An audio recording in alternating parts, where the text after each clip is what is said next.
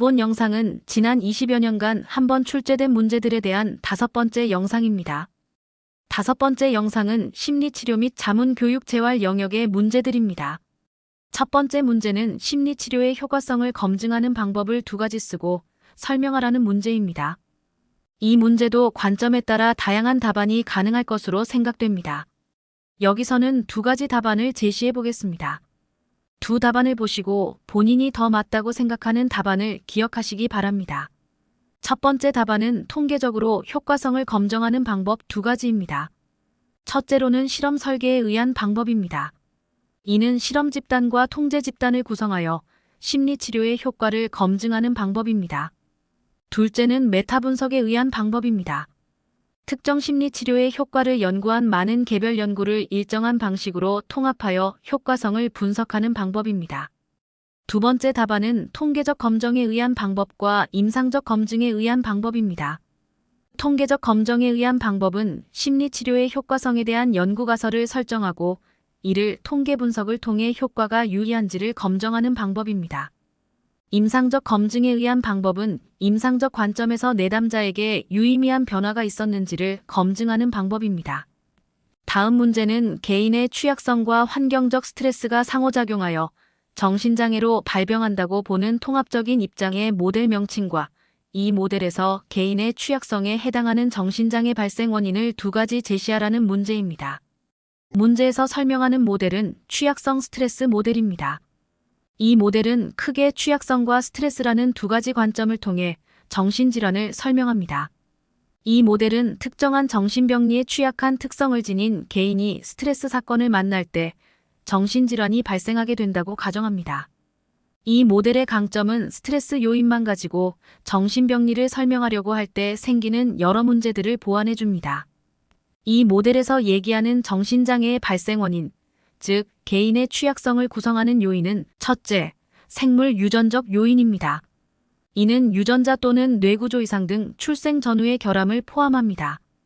둘째, 심리사회적 요인입니다. 부모의 양육 방식, 초기 아동기의 외상, 가족 간 의사소통 양식, 성격 특성, 인지도식, 역기능적 신념 등입니다. 문제에 대한 답으로 취약성 스트레스 모델과 개인의 취약성 원인에는 생물 유전적 요인과 심리사회적 요인의 2가지가 있다는 점을 기억하시기 바랍니다. 또한 이 이론은 생물의학적 입장과 정신분석적 입장, 행동주의적 입장, 인지주의적 입장을 포괄하는 통합적 설명의 틀을 제공합니다. 다음 문제는 행동치료의 주요 특성을 3가지 기술하라는 문제입니다. 행동치료에는 다양한 특성이 있어 교재마다 다소 다르게 기술하고 있습니다. 그 중에서도 지금 말씀드릴 내용 중 처음 3가지를 잘 기억하시면 좋겠습니다. 행동치료의 주요 특징은 첫째, 경험적 및 과학적 방법에 의존합니다. 행동치료는 행동주의의 원칙에 근간하여 행동을 이해하고 수정하기 위해 경험적 연구와 과학적 방법에 의존합니다. 둘째, 현재 행동에 초점을 둡니다. 객관적 관찰이 불가능한 내면적 현상보다 측정 가능한 외현적 행동에 초점을 둡니다. 또한 과거의 탐색보다는 현재의 문제와 행동을 해결하는 데 중점을 둡니다. 셋째, 학습 원리에 근거합니다. 부적응 행동이 어떤 환경적 요인에 의해 학습되고 유지되고 강화되는지에 초점을 두어 학습 원리에 의해 이를 설명합니다. 넷째, 협력적 및 목표 지향적입니다. 치료 과정은 치료자와 내담자의 협력적인 관계를 기초로 구체적이고 측정 가능하고 실현 가능하고 현실적인 치료 목표를 설정하여 진행합니다. 다섯째, 일반적으로 가능한 내담자의 실제 환경에서 실행합니다.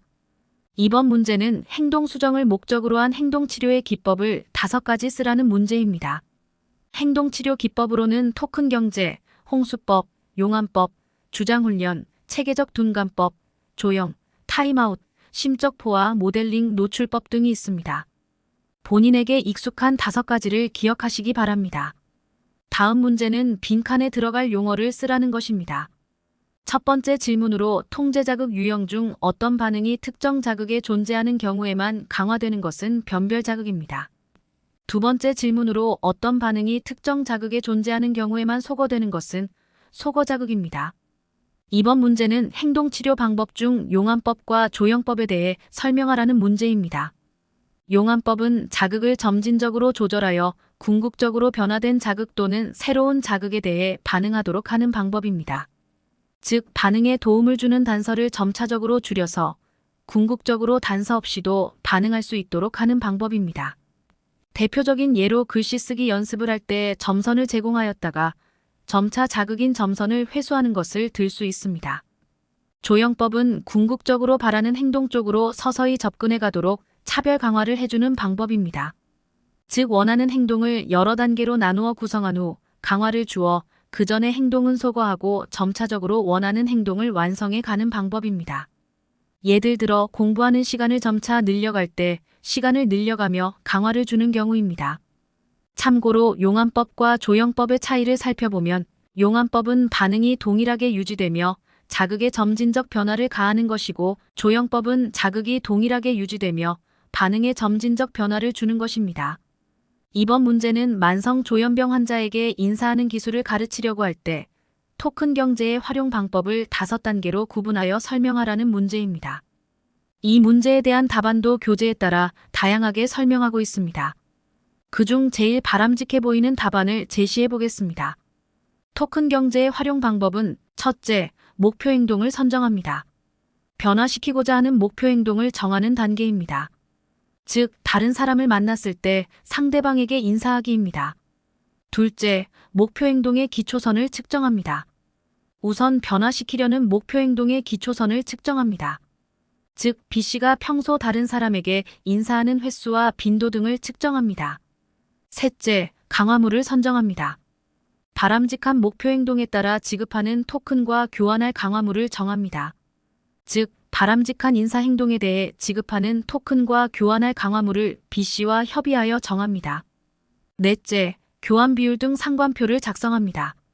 바람직한 행동에 따라 지급할 토큰과 강화물 간의 교환 비율 등의 상관표를 만듭니다.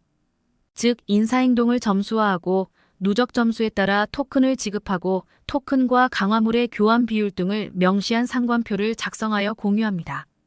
다섯째, 진전 상황을 기록합니다. 치료의 진전 상황을 측정하여 기록합니다. 즉, B씨의 인사 행동에 대한 진전을 기록하고 이를 유지 또는 발전해 나갈 수 있도록 촉진합니다. 이번 페이지 문제는 토큰 경제에서 강화는 학습이론의 어떤 원리를 근거로 한 것인지 쓰라는 것입니다.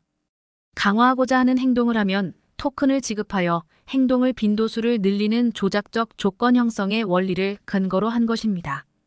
이번 문제는 점진적 근육이완 훈련의 시행 지침을 순서대로 쓰라는 것입니다. 첫째, 방해받지 않는 편안한 장소를 찾아 편안한 자세를 취한다. 둘째, 어떤 근육군부터 이완을 할지 정한다. 셋째, 깊게 숨을 들이쉬고 내쉴 때 약 5초에서 10초간 그 긴장을 유발시키면서 긴장의 느낌을 기억한다. 넷째, 긴장을 유지한 후 근육을 갑자기 완전히 풀어준다. 긴장을 풀면서 근육을 통해 퍼지는 이완 감각에 집중한다.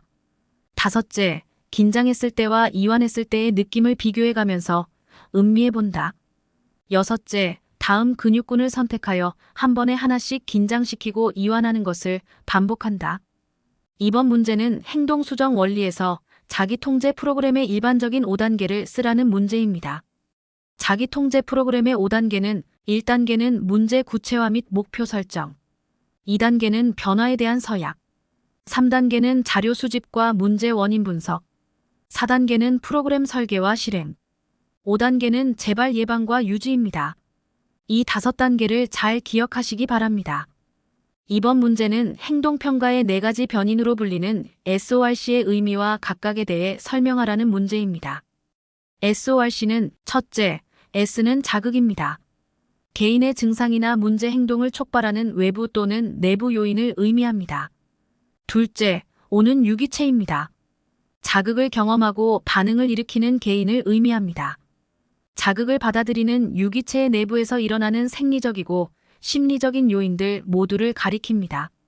셋째, R은 반응입니다. 개인이 자극에 반응하여 나타내는 관찰 가능한 행동이나 반응입니다. 넷째, C는 결과입니다. 개인의 행동에 따른 결과입니다. 이는 긍정적, 부정적 또는 중립적일 수 있으며 향후 행동을 형성하는 데 중요한 역할을 합니다. 이번 문제는 보기에서 설명하는 내용이 공통적으로 어떤 가족치료 이론에 관한 것인지 쓰라는 것입니다. 헤일리가 제안한 가족치료 모델, 인간 행동의 원인보다는 해결 방법에 초점. 가족이 호소하는 문제를 해결하기 위한 다양한 전략을 모색. 단기 치료에 해당하며 인척하기, 증상 처방 등 역설적 방법을 활용. 이 내용에 해당하는 가족치료 이론은 전략적 가족치료입니다. 이번 페이지는 전략적 가족치료 이론에 대한 설명입니다. 참조하시기 바랍니다. 이번 문제는 무어의 가족 갈등 모델에 의한 가족 갈등의 5가지 유형을 쓰라는 문제입니다. 첫째, 관계 갈등 즉 인간관계 갈등입니다. 가족 구성원들 서로 간의 오해, 불신, 편견 등으로 관계 형성 및 관계 유지에 어려움을 겪을 때 발생하는 갈등입니다.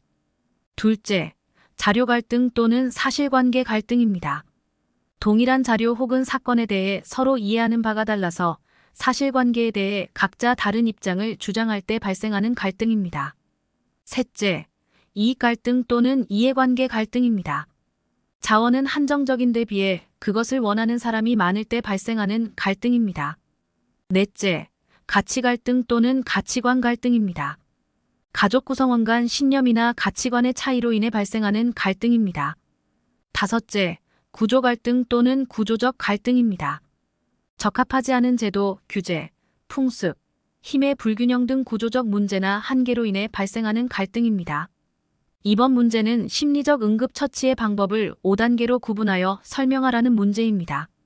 심리적 응급처치 방법의 5단계는 1단계는 사건 전 단계입니다. 사건 발생 이전으로 사람들에게 훈련과 정보 제공이 필요합니다. 또한 사건 발생 시 신속한 협력을 위한 네트워크를 구성해야 합니다. 2단계는 충격 단계 또는 급성 단계입니다. 사건 발생 직후 48시간 이내입니다. 생존자들은 외상 사건에 대해 투쟁하거나 도피합니다.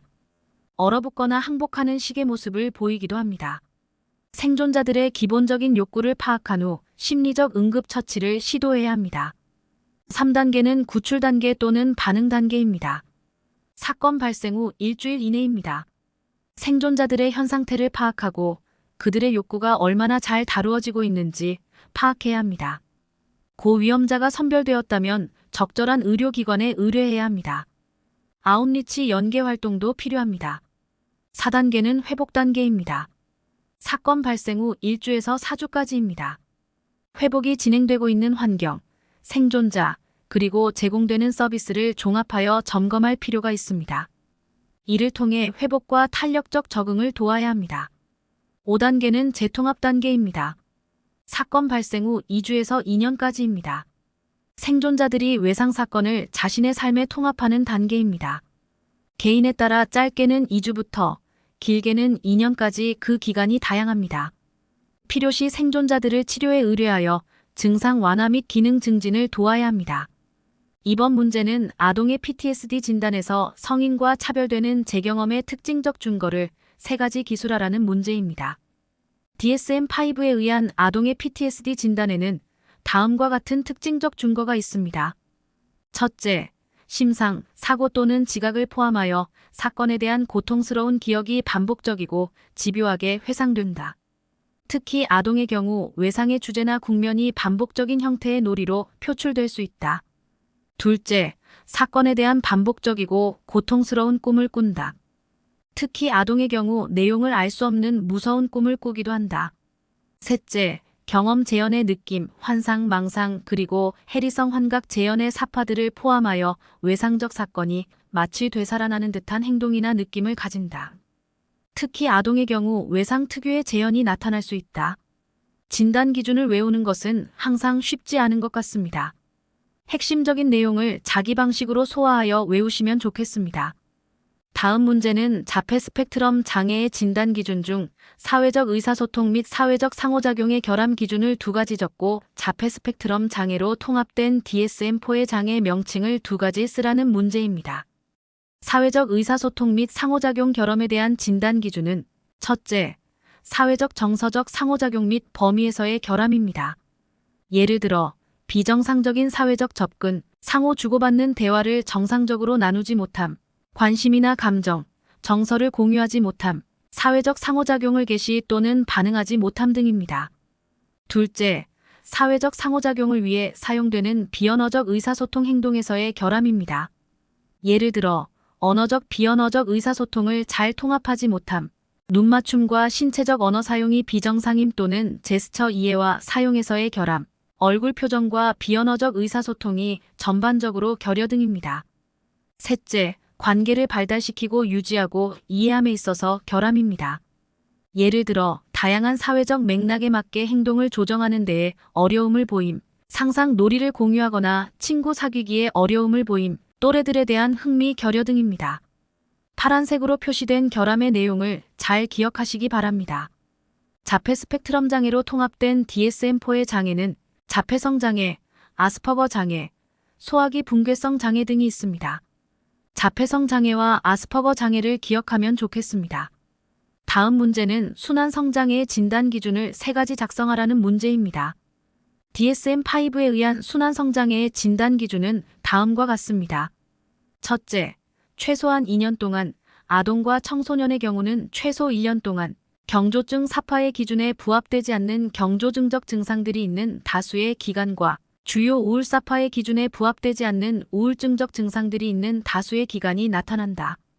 둘째, 위의 기간 동안 경조증과 우울증의 기간이 최소한 절반 가까이 있어 왔고 증상이 없었던 기간이 2개월 이상 지속되지 않는다. 셋째, 주요 우울증, 조증 또는 경조증 사파의 기준들에 부합되지 않는다. 넷째, 증상들이 조현정동장애, 조현병, 조현양상장애, 망상장애 또는 기타 조현병 스펙트럼 및 기타 정신증적 장애로 더 잘 설명되지 않는다. 다섯째, 증상들이 물질이나 다른 의학적 질환의 생리적 효과들로 인한 것이 아니다. 여섯째, 증상들이 사회적, 직업적 등 중요한 기능 영역에서 임상적으로 심각한 고통이나 손상을 초래한다. 이 중 처음 3가지를 기억하시면 좋겠습니다. 이번 문제는 초등학교 6학년 아동의 사례를 읽고 지능검사 및 행동평가척도 결과에 따라 유추 가능한 진단을 2가지 쓰라는 문제입니다. 사례에서 나타난 A군의 유아기와 아동기에 보인 과잉 행동과 CBC의 검사에서 주의 집중의 문제, 공격성이 임상 범위이고 전체 지능이 경계선 지능이고 언어성 지능이 상대적으로 더 낮은 점을 볼 때 유추 가능한 진단은 ADHD와 학습장애입니다. 학습장애는 DSM-5에서 정확한 진단명은 특정학습장애입니다. 일반적으로는 학습장애라고 합니다. 다음 문제는 29세 남성 A씨의 사례로 공황발작, 광장공포증, 신체적 몰두 증상이 심한 실직자가 여자친구와 헤어진 후 자신이 이성을 잃고 정신분열증이 악화되지 않을까 걱정하는 사례입니다. A씨를 위한 적절한 치료 계획의 일반적 요소를 5가지 쓰라는 문제입니다. 이 문제도 출제 의도를 파악하기가 다소 어려워 문제의 해석에 따라 다양한 답안이 가능할 것으로 보입니다. 치료 계획의 일반적 요소를 살펴보면 첫째, 평가와 진단입니다. 내담자의 호소 문제에 초점을 맞추어 내담자의 문제를 정확하게 평가하고 유추 가능한 진단을 하는 것이 중요합니다. 이 사례의 경우 광장공포증이 동반된 공황장애가 있는 것으로 보이며 대인관계에서의 지나친 수동의존적 태도, 자신의 건강 악화에 대한 비현실적인 두려움, 그리고 이와 관련된 사회적 및 직업적 기능장애 등의 문제점을 보이고 있습니다. 둘째, 치료관계의 형성입니다. 효과적인 치료를 위해서 치료자와 내담자 간의 신뢰하는 관계를 형성하는 것이 중요합니다. 셋째, 치료의 구조화입니다. 치료 목표를 합의하고 치료의 기등을 정합니다. 넷째, 치료 계획 및 실시입니다. 불안 감소를 위한 행동치료, 인지치료, 바이오 피드백, 약물치료, 심리치료 등을 실시합니다. 다섯째, 평가 및 종결입니다. 치료의 효과와 문제 해결의 정도를 평가하고 합의하에 종결합니다. 이번 문제는 A군의 사례를 읽고 조현병의 양성 증상과 음성 증상의 의미를 설명하고 사례에서 2 증상에 해당하는 내용을 쓰라는 문제입니다. 조현병에서 양성 증상은 정상인들에게는 나타나지 않지만 조현병 환자들이 나타내는 증상을 말합니다. 양성 증상의 예로는 망상, 환각, 와해된 언어나 행동, 긴장증적 행동 등이 있습니다. 사례에서 양성 증상에 해당하는 것은 누군가 자기를 감시하고 있다. 자기가 하는 말이 모두 TV를 통해 방송되고 있다. 혼자 말을 중얼거린다입니다. 음성 증상은 정상인들이 나타내는 적응적 기능이 결여된 상태를 말합니다. 음성 증상의 예로는 정서적 둔마, 언어의 빈곤, 의욕의 저하 등이 있습니다. 사례에서 음성 증상에 해당하는 것은 사람을 만나기를 꺼려한다. 혼자 방에 들어가서 문을 잠그고 나오지 않는다입니다. 이번 문제는 성폭행 피해자로 지목된 사람이 정작 피해 사실을 부인할 때 전문 상담사로서 자문할 내용과 조치 방법을 기술하라는 문제입니다. 이 경우의 자문 내용은 피해자가 현재 성폭력 피해 사실을 부정 단계에 있음을 인식한다. 부정은 단지 성폭력 사실을 직시하는데 좀 더 시간이 필요하다는 것을 의미한다. 부정의 경우 상담을 받지 않으려고 할 수 있으나 위기 개입은 피해자에게 유일한 개입일 수 있어 중요하다. 이러한 내용을 자문하는 것이 필요합니다. 이 경우의 조치 방법은 먼저 내담자와 신뢰로운 상담 관계를 형성한다. 내담자의 부인 감정을 포함하여 억압된 감정을 인식하고 수용하며 이를 표현하도록 돕는다. 내담자에게 상담의 주도권을 주고 만약 계속 부인을 하는 경우는 언제든지 상담의 기회가 있음을 알린다 등입니다. 본 영상의 마지막 문제입니다.